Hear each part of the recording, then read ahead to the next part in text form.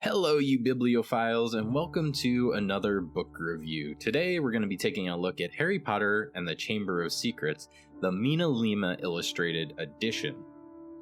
So this is a little bit more than just an illustrated edition. It absolutely has some beautiful illustrations, as you can see from the cover here, with Harry, Ron flying over the Hogwarts Express to Hogwarts for their second year. This beautiful border with a bunch of very intricate little designs in there. There you see a cauldron, the Sword of Gryffindor, along with a howler, and these serpentine snakes, or maybe a basilisk, winding up these poles here, the spider webs. You get a little bit more of the same on the spine here.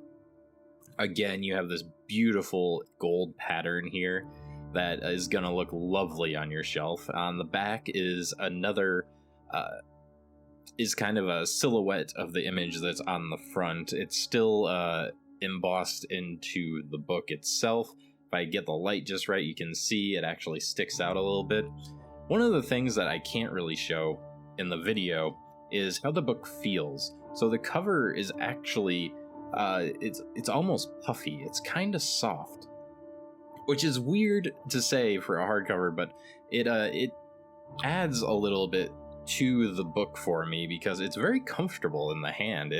They really want you to read this book. And there's a lot of other attributes, which I will go over later, that really says that this book is made to be well read and loved and not just a collector's item. And once we get inside the book here, opening the front cover, if you saw our Sorcerer's Stone review, you'll know that this is a similar image with Harry flying across the night sky here on his broom. But what I thought was very interesting is the incorporation of the bludger chasing Harry on his broom. I found it quite funny.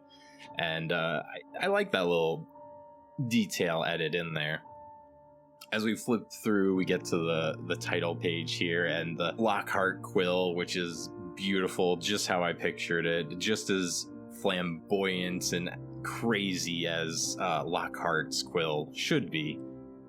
You have your table of contents, and then we get to the first chapter, and it makes you stop.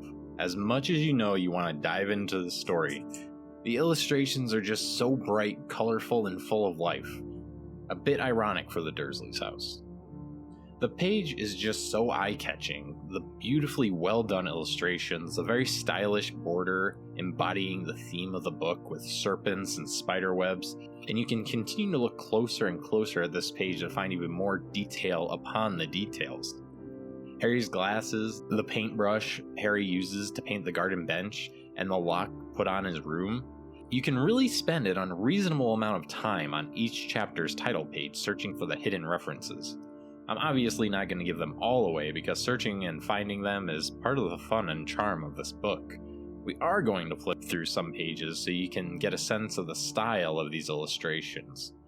They are a bit cartoony, perhaps, but in this case, with Harry Potter being a children's story, I like it, and I think it really works with the story. I hope the camera is able to pick it up, but pages have a very distinct discoloration to them to give the pages that aged, oxidized look, and I am a sucker for that look and style. I think it's a small change that adds a lot of charm to this book.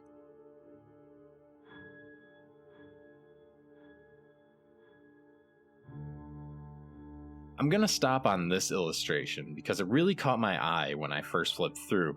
I love the colors, but more importantly, I really enjoy the way the artist used the light shining through the bars to cast the highlighted figures to express how Harry is feeling and showing who is causing these feelings, those people being the Dursleys here and Dobby. But now I really want to take a moment to show you what makes the Minalima editions unique. Apart from beautiful illustrations, Minalima packs in a diverse set of interactive artwork, like a pop-up of Harry and Ron flying the Ford Anglia into the Whomping Willow in their efforts to make it to Hogwarts on time. The publishers and designers did a fantastic job at ensuring that these interactive pieces of art are diverse and stay exciting all the way through.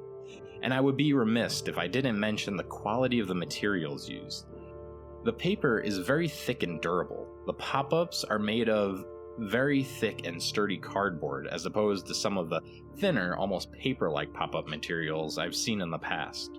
The drawback here is that it adds a considerable heft to the book, and may not sit perfectly flush on your shelf as the book bulges slightly from the added thickness of materials. This is a negligible inconvenience when you factor in the quality of this book overall.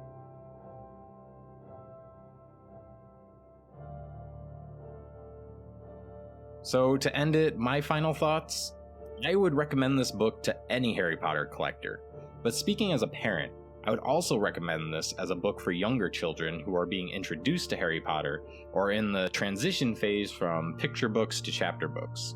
The thicker paper, along with the durability of the cardboard pop-ups, means that you can feel a little better about rough hands flipping through the pages, and the brilliant illustrations and interactive pieces will capture even the most hyper child's attention. This will not only be a beautiful, long-lasting piece on any book collector's shelf, but also a beautiful addition to any children's book collection. So have you had a chance to look through this book yourself? What'd you think of it? If you liked this video and found it helpful in your decision about buying this book, be sure to leave a like. If you want to see future book reviews, be sure to subscribe if you haven't already done so.